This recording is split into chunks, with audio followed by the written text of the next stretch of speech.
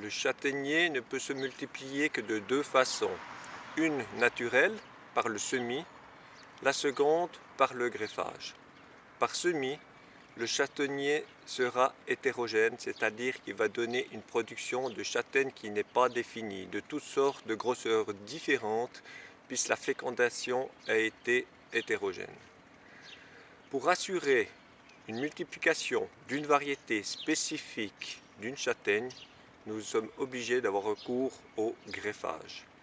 Le greffage est une façon empirique de multiplication très compliquée qui généralement doit passer par un professionnel.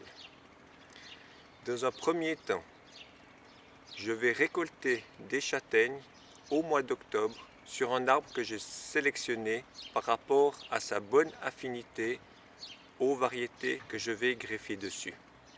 Cette châtaigne récoltée sera directement semée dans des sillons de 5 cm de profondeur environ et tous les 10 cm. Au printemps, la châtaigne va germer. De la châtaigne va sortir un germe constitué de son système radiculaire et d'une pousse qui va sortir de la terre. Cette pousse va continuer de pousser en même temps que le système radiculaire va se développer pour nous donner un sauvageon, c'est-à-dire un porte-greffe, qui aura une grandeur de 30 à 80 cm la première année. Ici, nous avons des pieds-mères. Les pieds-mères servent à produire des greffons de qualité.